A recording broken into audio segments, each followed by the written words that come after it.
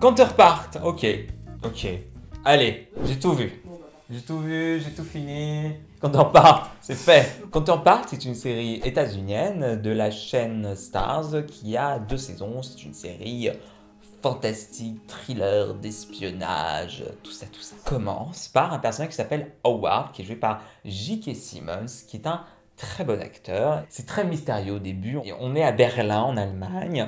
Il arrive dans cette espèce de bureau administratif, fédéral, Nations Unies, on ne sait pas trop, gardé par des gardes et tout, et puis ils rentrent dans un couloir, ils se mettent tous en ligne, et puis il y a un bouton qui s'allume, et ils rentrent à l'intérieur, et il a une glace, il y a un autre monsieur en face de lui, et ils ouvrent leur mallette, c'est très procédurier, ils disent des mots complètement étranges, et ils cochent des trucs, on est là genre, bon, ok, très étrange. Bon, ce petit monsieur retourne dans sa vie. On se rend compte qu'il a sa femme qui est dans le coma à l'hôpital, qui a été renversée par une voiture. Et un jour, je ne sais plus pourquoi, on l'amène. On lui dit, monsieur, suivez-nous. Donc on l'emmène dans des couloirs, dans une cave, dans une salle complètement fermée. Et on lui amène un homme avec une cagoule sur la tête. Et on retire la cagoule. Et qui c'est? C'est lui.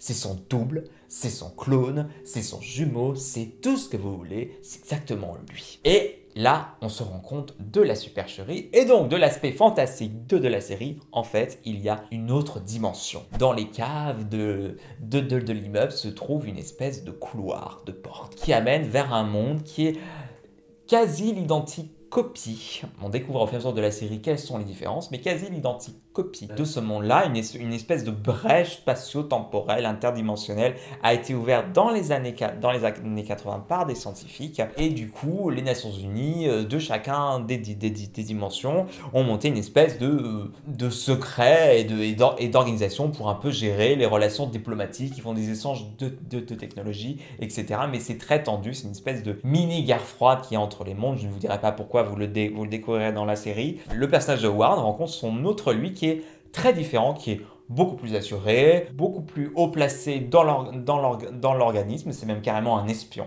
enfin il fait du contre-espionnage. C'est là où je me suis rendu compte du grand jeu d'acteur de J.K. Simmons, il arrive vraiment dans sa façon de parler, dans sa posture, même physiquement, en un clin d'œil, on arrive à savoir lequel des deux versions on a en face de nous, et c'est fascinant à voir. Évidemment la série va donc être un prétexte pour parler de l'identité, quand on revient sur le passé de notre vie, des choix qu'on a fait, parce qu'évidemment ces deux dimensions ont vraiment pris des destins complètement différents. Il n'est pas conseillé de rencontrer son double parce que ça va être un choc psychologique de se rendre compte des différences qu'il y a et des vies qu'on aurait pu avoir. Et du coup, une relation très intéressante parce que du coup, en fait, s'ils les ont amenés ensemble, c'est pas... je ne sais plus pourquoi. Mais bon, en gros, il y a des méchants terroristes d'un côté qui veulent faire des saloperies de l'autre, des deux côtés, c'est un peu le bordel.